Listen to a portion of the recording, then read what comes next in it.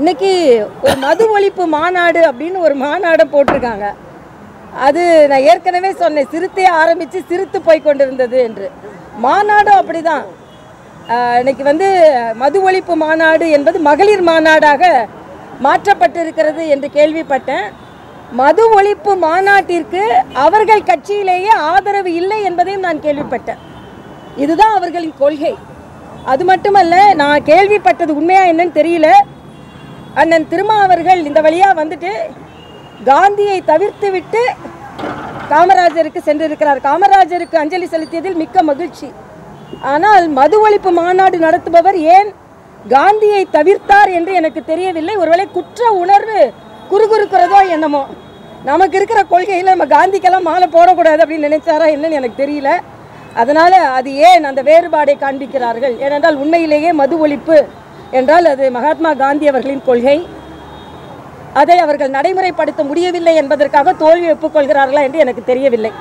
அதே போல தமிழக அரசு எல்லா விதத்திலும் தோல்வி அடைந்திருக்கிறது. இன்னைக்கு நீங்கள் பார்த்தீங்கன்னா 36 மருத்துவக் கல்லூரியில் 11 மருத்துவக் கல்லூரியில் டீன் கிடையாது. பல பல்கலைக்கழகங்களில் துணைவேந்தர்கள் கிடையாது. துணைவேந்தர்கள் நியமிப்பதில் அவசரம் காட்டவில்லை, ஆனால் துணை முதல்வர் நியமிப்பதில் அவசரம் காட்டினார்கள். அதே மாதிரி 11 மெடிக்கல் காலேஜில் டீனின் தேர்வு நடைபெற்று கொண்டிருக்கிறதா. ஆனால் ஒருவர் ஜெயிலிருந்து வந்த உடனேயே எந்த ஆலோசனையும் இல்லாமல் அவருக்கு அமைச்சர் பதவி கொடுத்து விடுவார்கள். ஆனால் ப்ரமோஷன் படி கொடுக்க வேண்டியது தானே. இதில் ஏன் டீன்கள் நியமிப்பதில் இவ்வளவு தாமதம்? நேர்மறையாக நீங்கள் நியமிப்பதால் எதையோ எதிர்பார்த்து கொண்டு நியமிப்பதனால் தான் இந்த பிரச்சனை.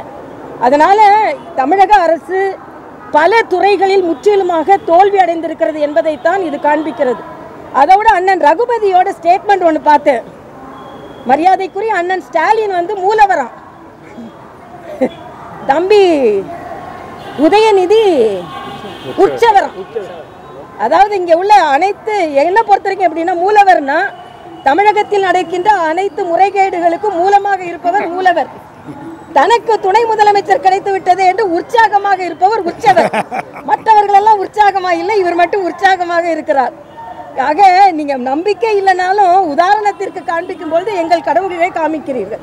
ஆனா அதே நேரத்தில் ரகுபதி அண்ணன் சொல்றாரு, இந்தியா முழுவதும் மதுவிலக்கு கொண்டு வரட்டும், அப்புறம் நாங்க தமிழகத்தில் கொண்டு வரணும். நான் ஒரு சேலஞ்ச் பண்றேன், தமிழகத்தில் மதுவிலக்கு என்று அறிவியுங்கள், அதற்கப்புறம் நாங்க சென்ட்ரல்ல போய் கோரிக்கை வைக்கிறோம்.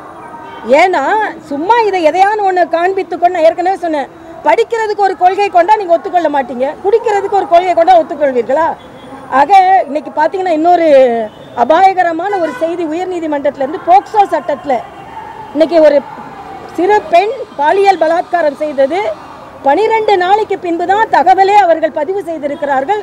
அதனால் சிபிஐக்கு மாற்ற வேண்டும், தமிழக காவல்துறை மீது எங்களுக்கு நம்பிக்கை இல்லை என்று சொல்லியிருக்கிறார்கள்.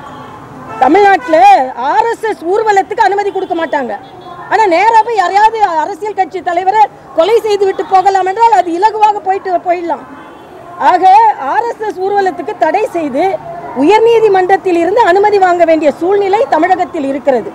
ஆக யார் நல்லவர்கள் யார் எதிரானவர்கள் என்பதை வரையறுத்து பார்க்க முடியாத அளவிற்கு கூட தமிழக அரசு இருக்கிறது என்பதுதான் எனது கருத்து. நிறைய கட்சிகள் எதிர்பார்க்கலாம், பலமான கூட்டணி எதிர்பார்க்கலாம். 2026 ஒரு ஆட்சி மாற்றம் நிச்சயமாக நாம் எதிர்பார்க்கலாம். ஏன்னா பல பேருக்கு ஏமாற்றம், உதயநிதிக்கு ஏற்றம், திராவிட முன்னேற்ற கழகத்துக்கு 2026 ஏமாற்றம். அதான் நடக்கும். பாஜகவிற்கு ஏற்றம். நன்றி.